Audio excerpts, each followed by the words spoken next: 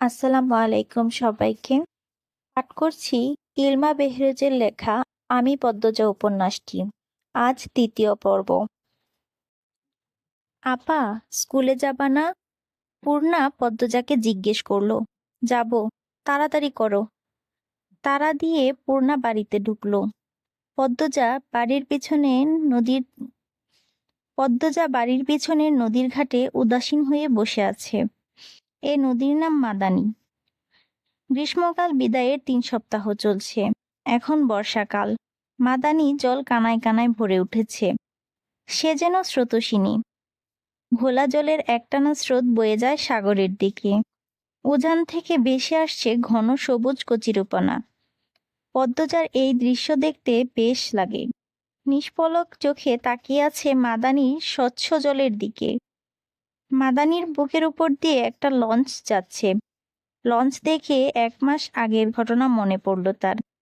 সেদিন রাতে হেমলতা ছুরিদার দিয়ে রুমে ঢুকে গেলেন।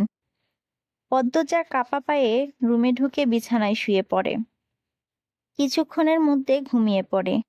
এরপর দিন স্কুল থেকে বাড়ি ফিরে নামাজ পড়ে খেতে বসল। তখন হিমেল হন্তদন্ত হয়ে বাড়িতে ঢুকে। হিমেল হচ্ছে হেমলতার ছোট ভাই। আপা, এই পদ্ম, আপা কই? হিমেলের কণ্ঠ। কি হয়েছে মামা? জবাব দিল পদ্মজা। পদ্মজার প্রশ্ন উপেক্ষা করে হেমলতাকে হিমেল ডাকল। আপা, এই আপা। হেমলতা বাড়ির পিছন থেকে ব্যস্ত পায়ে হেঁটে আসেন। কি হয়েছে? হিমেল হেমলতাকে দেখে হাউমাউ করে কেঁদে উঠল। আপা, ভাইজান খুন হইছে। রাইতে কে জানি মাইরা ফেলছে রে আপা। হিমেল কাঁদতে কাঁদতে হাঁটু ভেঙে বসে পড়ল। পদ্মজা তাৎক্ষণিক সন্দিহান চোখে মায়ের দিকে তাকালো। হেমলতাকে দেখে মনে হলো তিনি চমকেছেন। অথচ তার চমকানোর কথা ছিল না। নাকি হিমেলের সামনে অভিনয় করলেন। পূর্ণা প্রেমাকে ওদিকে আসতে দিস না পদ্ম, আমি আসছি। হেমলতা বাইরের বাইরে মিলিয়ে যান। হিমেল পাশ খুঁড়িয়ে খুঁড়িয়ে হাঁটছে। ছেলেটা বোকাশোকা, জন্মগত প্রতিবন্ধী। ২২ বছরের হিমেল এখনো শিশুদের মতো আচরণ করে। কথায় কথায় খুব কাঁধে। সেখানে তার ভাই খুন হয়েছে। ১ মাস তো প্রতিদিন নিয়ম করে কাঁদবে। পদ্মজা রাতেই ভেবেছিল এমন ঘটনা ঘটতে পারে। তবুও এখন ভয় পাচ্ছে খুব। পুলিশ কি আসছে? মাকে কি ধরে নিয়ে যাবে? ভাবতে গিয়ে পদ্মজার বুক ধড়ফড় করে ওঠে। গ্রামের কাছেই শহর। থানা পুলিশ নিশ্চয় চলে এসেছে। পদ্ম ধপ করে মাটিতে বসে পড়ল। সে ঘামছে খুব। নাক মুখ গলা ঘেমে একাকার হয়ে যাচ্ছে। পূর্ণা খুনের কথা শুনতেই খুব ভয় পেয়েছে। তার মনে হচ্ছে সেও খুন হবে। খুব ভীতু পূর্ণা। পদ্মজার শরীর কাঁপতে থাকে। চোখে ভাসছে হেমলতাকে পুলিশ শিকল দিয়ে বেঁধে নিয়ে যাচ্ছে। তার খুব কান্না পাচ্ছে। আর সময় নষ্ট না করে তড়িঘড়ি করে উঠে দাঁড়ালো পদ্মজা। মাথায় ওড়নার আঁচল টেনে নিয়ে পূর্ণার উদ্দেশ্যে বলল, প্রেমারে দেখে রাখিস বোন। বাড়ি ভর্তি মানুষ, আরো মানুষ আসছে। হেমলতা মানুষজনকে ঠেলে হানিফের লাশের সামনে গিয়ে দাঁড়ালেন। তখন ফর্সা রঙের ২ জন মহিলা ঝাঁপিয়ে পড়ে তার উপর। আকস্মিক আক্রমণে হেমলতা অপ্রস্তুত হয়ে পড়েন। খেয়াল করে দেখেন ২ জন মহিলা তার মা আর বোন। তারা হাউমাউ করে কাঁদছে। কিন্তু হেমলতার তো কান্না পাচ্ছে না। ব্যাপারটা লোকচক্ষু ঠেকছে না। কি একটু কান্নার অভিনয় করা উচিত?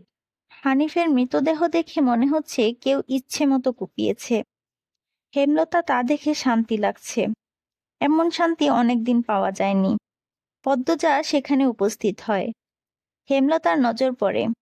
ভীতু চোখে মায়ের চোখের দিকে তাকালো পদ্মজা। হেমলতা ভ্রুকুঞ্চিত করে আবার স্বাভাবিক করে নেন। পদ্মজা চোখ ঘুরিয়ে দেখছে পুলিশ এসেছে নাকি। চারিদিকে এত মানুষ। পদ্মজাকে এদিক ওদিক উকি দিতে দেখে হেমলতা এগিয়ে আসেন। চোখ মুখ শক্ত করে পদ্মজার মুখ ঘুরে দেন। পদ্মজা দ্রুত ওড়নার আঁচলে মুখ চেপে ধরে গোয়াল ঘরে ঢুকে পড়ল। তার মা চায় না সে কখনো এত মানুষের সামনে থাকুক।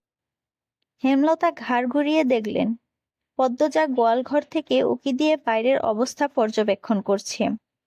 কিছুক্ষণের মধ্যে পুলিশ আসলো, জিজ্ঞাসাবাদ করে হানিফের লাশ নিয়ে গেল। লোকমুখে শোনা যায় হানিফ খুন হয়েছে শেষ রাতে, এরপর নদীতে ফেলা দেওয়া হয়। লঞ্চ ঘাটে লাশ ভাসে। হেমলতাকে পুলিশ নিয়ে যাননি বলে পদ্মজার স্বস্তির নিঃশ্বাস নিল। মানুষের ভিড়ও কমে গেছে। হেমলতার মা কাঁদতে কাঁদতে ক্লান্ত হয়ে উঠোনে এক কোণে বসে আছেন। পদ্মজা গুটি পায়ে গোয়ালঘর থেকে বেরিয়ে আসলো। হেমলতা পদ্মজার দিকে তাকিয়ে মৃদু হাসেন। সেই হাসি দেখলেন হেমলতা, মা মঞ্জুরা। তিনি কিছু একটা ভেবে নেন। হেমলতার কাছে এসে কিরমির করে বললেন, তুই খুন করছস? তোমার কেন মনে হচ্ছে এমন? হেমলতার কণ্ঠ স্বাভাবিক, অথচ পদ্মজা এই প্রশ্ন শুনে ভয় পেয়েছে খুব। যদি নানু পুলিশকে বলে দেয়? পুলিশ তো তার মাকে নিয়ে যাবে। কাল রাইতে তুই আইছিলি হানিফের ঘরে, আমি দেখি নাই? রাগে কাঁপছে মঞ্জুরা। আসছি। হেমলতা নির্বিকার স্বীকারোক্তি। কেন মারলি আমার সেরারে? তোর কি ক্ষতি করছে? আসছি বলেই কি আমি খুন করছি? এত রাইতে তুই তার কাছে আর কি দরকারে আইবি? আমি তাকে মারতে যাব কেন? মঞ্জুরা আহত দৃষ্টিতে তাকিয়ে আছেন হেমলতার দিকে। হেমলতার চোখ মুখ শক্ত। নিস্তব্ধতা কাটিয়ে মঞ্জুরা চেঁচিয়ে উঠলেন, পুলিশের কাছে যাবো আমি। পদ্মজা কেঁদে উঠল। অস্পষ্ট কণ্ঠে বলে, নানু এমন করো না। হেমলতা নিচু স্বরে কঠিন করে বললেন, আমার মেয়েদের থেকে আমাকে দূরে সরানোর চেষ্টা করো না আম্মা, ফল খুব খারাপ হবে। পদ্মজার মনে হলো মঞ্জুরা ভয় পেয়েছে। মঞ্জুরা সবসময় হেমলতাকে ভয় পান। তিনি চুপসে যান। তার ঘৃণা ভরা দৃষ্টি নিয়ে হেমলতার দিকে তাকিয়ে থাকেন। পদ্মজা বুঝে উঠতে পারে না তার নানু কেন ভয় পায় তার মাকে। মায়ের অতীতে কি ঘটেছে? কেন তিনি এমন কাঠখোট্টা? ছেলের খুনিকে কেন মা ছেড়ে দেয়? নানু কেন ছাড়লেন? মেয়ে বলে? নাকি অন্য কোনো কারণ? কোনো উত্তর নেই। এসব ভাবলে উল্টো মাথা ব্যথা ধরে। অন্য ৮-১০টা পরিবারের মতো কেন না তারা? নাকি গোপনে সব পরিবারে এমন জটিলতা আছে? প্রশ্ন হাজারটা, উত্তর কোথায়? সেদিন রাতে খাওয়ার সময় হেমলতা নিম্নস্বরে পদ্মজাকে বললেন, পদ্ম। জি আম্মা, আমি হানিফকে খুন করিনি। কারা করেছে তাও জানি না। কথাটি শুনে পদ্মজা খুব চমকায়। তার মা মিথ্যে বলে না। তাহলে কারা খুন করলো? পদ্মজা প্রশ্ন করল। তাহলে শেষ রাতে মামার কাছে কেন গিয়েছিলে আম্মা? হেমলতা জবাব দেননি। খাওয়া ছেড়ে উঠে যান। পদ্মজার ভাবনার সুতো কাটল কারো পায়ের আওয়াজ শুনে। ঘাড় ঘুরিয়ে মোর্শেদকে দেখতে পেল। মোর্শেদ পদ্মজাকে ঘাটে বসিয়ে থাকতে দেখে বিরক্তিতে কপাল কুঁচকান। এই সেরি, যান থেকে। পদ্মজার কান্না পায়। খুব খারাপ লাগে। নিঃশব্দে এক ফোঁটা জল গড়িয়ে পড়ে। তা আড়াল করে ব্যস্ত পায়ে বাড়ির ভেতর চলে যায়। কয়েক মাস পর পদ্মজার মেট্রিক পরীক্ষা। ৩ ভাই বোন বই নিয়ে সড়কে উঠল। পদ্মজার কোমর অবধি ওড়না দিয়ে ঢাকা। পূর্ণা এক নাগাড়ে বকবক করে যাচ্ছে। স্কুলে যাওয়া অবধি কথা বন্ধ হবে না। মাঝে মাঝে জোরে জোরে হাসছে। মেয়েটার হাসির রোগ আছে বোধহয়। একবার হাসি শুরু করলে আর থামে না। পদ্মজা বারবার বলছে, আম্মা রাস্তার কথা পদ্মজা বারবার বলছে, আম্মা রাস্তায় কথা বলতে আর হাসতে মানা করেছে। চুপ কর। তবুও পূর্ণা হাসছে। বাড়ির বাইরে এসে মুক্ত পাখির মতো আচরণ করে। তাকে দেখে মনে হয় খাঁচা থেকে মুক্ত হয়েছে। পদ্ম, ওই পুত্ত, খাড়া। পদ্মজা ক্ষেতের দিকে তাকালো। লাবণ্য ক্ষেতের আইল ভেঙে দৌড়ে আসছে।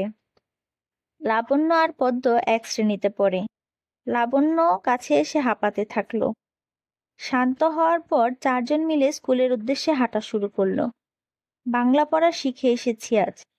পদ্মর প্রশ্ন অগ্রাহ্য করে লাবণ্য বলল, আরে সিরি, বাড়ির শুদ্ধ ভাষায় কথা কইলে বাইরে কইতে হইব নাকি? আমি আঞ্চলিক ভাষা পারি না। লাবণ্য অসন্তোষ প্রকাশ করল। সে অলন্দরপুরের মাতব্বর বাড়ির মেয়ে।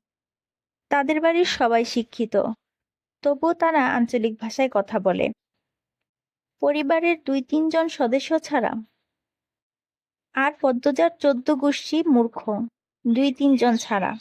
তবুও এমন ভাব করে আঞ্চলিক ভাষা নাকি পারে না। সত্যি আমি পারি না।